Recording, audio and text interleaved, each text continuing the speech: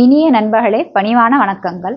அன்றாட நம்ம வாழ்க்கையில பார்த்தோம்னா, மனிதர்களாலும் சரி, சந்தர்ப்ப சூழ்நிலைகளாலும் சரி, நம்ம வாழ்க்கையில ஏதாவது ஒரு பிரச்சனையும், கஷ்டங்களும் ஒண்ணு பின்னாடி ஒண்ணு வந்துகிட்டே தான் இருக்கும். இன்றைய கதையை கேட்ட பிறகு பிரச்சனைகளும், சங்கடங்களும் கொஞ்சம் கொஞ்சமாக நம்ம பக்கம் வருவதையே நிறுத்திவிடும்.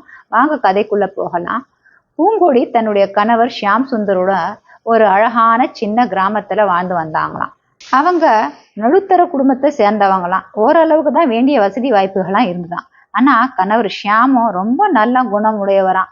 மனைவி மேல அளவில்லாத அன்பும் அக்கறையும் உள்ளவராம். இப்படி ஓரளவுக்கு நல்ல குடும்ப சூழல் இருந்தாலும் பூங்கொடிக்கு மனசுல நிம்மதியும் சந்தோஷமும் இல்லாம இருந்துதான். இதுக்கு முக்கியமான காரணம் என்னன்னு பார்த்தோம்னா, திருமணம் முடிஞ்சு 5, 6 வருடங்கள் கடந்த பிறகும் பூங்கொடிக்கு குழந்தை பாக்கியம் இல்லை. இதையே நினைச்சு நினைச்சு இருந்த சந்தோஷத்தை கூட அனுபவிக்க முடியாம அவதிப்பட்டு கொண்டு இருந்தாங்களாம். இப்படி இருக்கும்போது பூங்கொடி தான் குடும்பத்துக்கு தேவையான குடிக்கிற சமைக்கிற தண்ணீரை அவங்க வீட்டுல இருந்து கொஞ்சம் தூரம் போனா ஒரு ஆறு ஓடிட்டு இருந்துதான். அததான் போய் தினம் கொண்டுட்டு வருவாங்களாம். அப்படிதான் ஒரு நாள் அந்தி சாயும் வேலையில ஆற்றங்கரைக்கு போய் தண்ணீர் கொண்டு வந்துட்டு இருந்தாங்களாம்.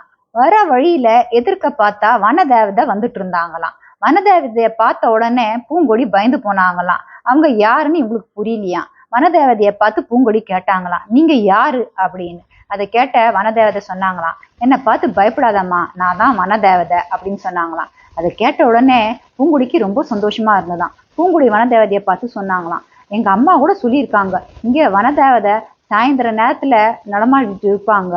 அவங்கள மனுஷங்களால பார்க்கவே முடியாது.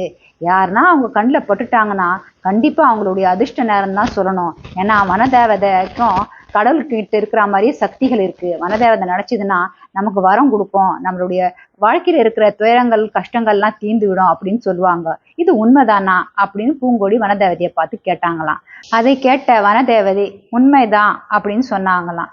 சட்டுன்னு பூங்குடி சொன்னாங்களாம், வனதேவதை, உங்களால என்னுடைய பெரும் கஷ்டத்தை நீக்க முடியும் நான் நினைக்கிறேன், எனக்கும் ஒரு வரம் கொடுங்களேன் அப்படின்னு கேட்டாங்களாம். அதை கேட்ட வனதேவதை சொன்னாங்களாம், எங்களால ஒருத்தருக்கு ஒரு வரம் தான் கொடுக்க முடியும், அது என்ன வரம்னு நீ நல்லா யோசனை பண்ணி கேளு அப்படின்னு சொன்னாங்களாம். பூங்கொடி மனசுக்குள்ள நினைச்சுக்கிட்டாங்களாம், நமக்கு வாழ்க்கையில குழந்தை இல்லாததான் பெரும் பிரச்சனை, அது மட்டும் இல்லாத இன்னும் நிறைய பிரச்சனைகள் இருக்கு. பணம், பொருள், வீடு, வாசல், காரு, பங்களா இதெல்லாம் நம்ம கிட்ட எதுவுமே கிடையாது. ஆனா வனதேவதைய ஒரு வாரம் தான் கேட்கணும்னு சொல்லுது. எல்லாத்தையும் சேர்ந்து கேட்கணும்னா என்ன செய்யறதுன்னு ஒரு யோசனை பண்ணாங்களாம். யோசனை பண்ணிட்டு வனதேவதைய பார்த்து சொன்னாங்களாம், அடுத்த வருஷமே எனக்கு ஒரு குழந்தை பிறக்கணும். அந்த குழந்தைய நான் வைரம் பதிச்ச ஒரு தங்க தொட்டில போட்டு ஆட்டி அழக பார்க்கணும் அப்படின்னு பூங்கொடி கேட்டாங்களாம். அதை கேட்ட தேவதை கொஞ்ச நேரம் பூங்கொடியை உன்னிச்சு கவனிச்சாங்களாம். அதுக்கு பிறகு பூங்கொடியை பார்த்து சொன்னாங்களாம், நீ கேட்குற வரம் சில சமயம் உனக்கு சாபமா கூட மாறிடலாம், அதனால நீ வேற எதனா கேள அப்படின்னு சொன்னாங்களாம். அதை கேட்ட பூங்கொடி சொன்னாங்களாம், நீங்க உங்களால இந்த வரத்தை கொடுக்க முடிஞ்சா கொடுங்க, இல்லைன்னா விடுங்க. எனக்கு என்ன தேவையோ அதை தான் நான் கேட்பேன். அதை கொடுக்க முடியாம நீ வேற எதனா கேளுன்னு சொன்னீங்கன்னா நீங்க எனக்கு வரமே கொடுக்க தேவையில்ல, நான் இங்க இருந்து கிளம்புறேன் அப்படின்னு கொஞ்சம் ஆவேசமா சொன்னாங்களாம். அதை கேட்ட வனதேவதை சொன்னாங்களாம், அம்மா நான் உன் நல்லதுக்கு தான் சொல்றேன். ஏன்னா எங்களால மனுஷனுடைய கடந்த காலம், நிகழ்காலம், எதிர்காலம் எல்லாத்தையும் பார்க்க முடியும். நீ கேட்கிற வரம் குறுகிய காலத்துக்கு மேல உனக்கு சந்தோஷத்தை கொடுக்கலாம். ஆனா அதுக்கப்புறம் இதுவே உனக்கு பிரச்சனையா மாறி விடலாம். அதனால கொஞ்சம் யோசனை பண்ணி மாத்தி கேளு அப்படின்னு சொல்லிச்சான்.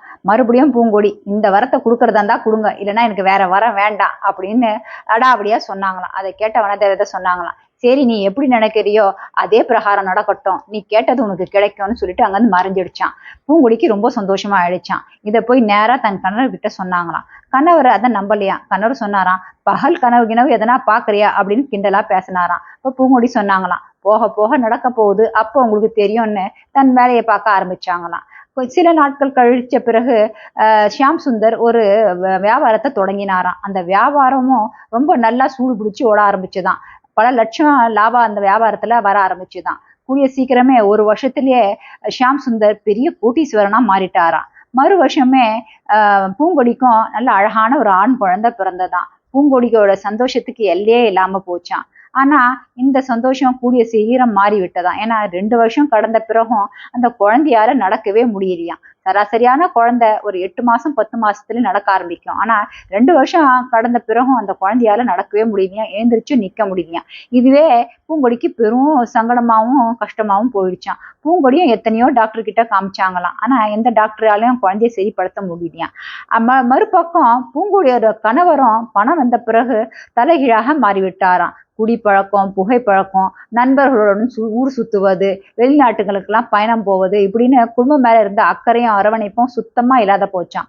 பூங்கொடிக்கு இந்த சூழல்ல இருந்து எப்படி வெளியே வர்றது, தனக்கு ஏற்பட்டுள்ள இந்த பிரச்சனைகளுக்கு எப்படி தீர்வு காண்பது என்பதே தெரியலையாம்.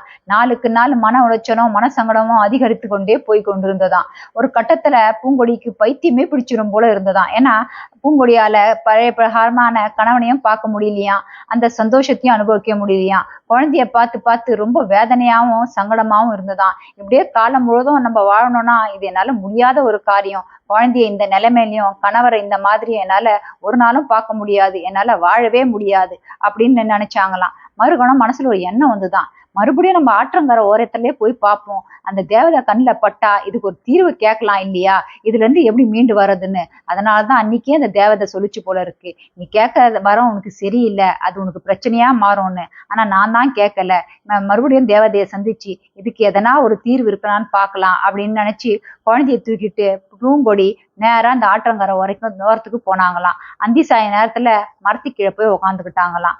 ரொம்ப நேரம் உக்காந்தாங்களாம். இரவும் வந்துடுச்சான். ஆனா தேவதை வரலையாம். ரொம்ப வருத்தத்தோட வீட்டுக்கு வந்து சேர்ந்தாங்களாம். இப்படியே தினம் அந்த மரத்துக்கு கீழே போய் குழந்தையோட அங்க உக்காந்துக்கிட்டு தேவதைக்காக காத்துக்கிட்டு இருப்பாங்களாம். ஆனா தேவதையும் வரவே இல்லையாம். இப்படியே பல நாட்கள் போய் உக்காந்து காத்துட்டு இருந்தாங்களாம். ஆனா தேவதை மறுபடியும் ஒரு நாளும் அந்த பூங்கொடி கண்ணுல படவே இல்லையாம். பூங்கொடி இதே போல துயரத்திலையும் கஷ்டத்திலையும் வாழ்க்கையை வாழ்ந்து கொண்டிருந்தார்களாம். எனவே நண்பர்களே, பல பேர் இந்த உலகத்துல இந்த கதையில வந்த பூங்கொடியை போலதான் நினைக்கிறாங்க. அதாவது நமக்கு வேண்டிய உறவுகள், பணம், பொருள், சந்தர்ப்ப சூழ்நிலை இதெல்லாம் நம்ம நினைக்கிற மாதிரி நமக்கு ஏற்றவாறு மாறிவிட்டால் தான் நம்மளால வாழ்க்கையில சந்தோஷமா இருக்க முடியும்னு. ஆனா இது மிகவும் தவறான ஒரு எதிர்பார்ப்பு. நமக்கு வேண்டிய மன நிம்மதியும் சந்தோஷத்தையும் எப்போ வரைக்கும் நம்ம மத்தவங்க கிட்ட தேடுறோமோ, இல்ல மத்தவங்க நமக்கு சந்தோஷத்தை கொடுப்பாங்கன்னு நம்ம நினைக்கிறோமோ, அது ஒரு நாளும் நமக்கு நிரந்தரமா கிடைக்கவே கிடைக்காது. அப்படியே கிடைச்சாலும் மின்னல் போல எப்போ வரும் எப்போ திரும்பி போவோம்னு நம்மளால சொல்லவே முடியாது. வாழ்நாள் முழுவதும் மறுபடியும் மத்தவங்க நமக்கு சந்தோஷத்தை கொடுப்பாங்க, நம்மள நிம்மதியா வைப்பாங்கன்னு ஒரு ஏக்கத்தோட வருத்தத்தோட வாழ்க்கையை வாழ்ந்துகிட்டே இருக்கணும். எனவே நம்ம ஒரு விஷயத்த நல்லா புரிஞ்சுக்கணும்.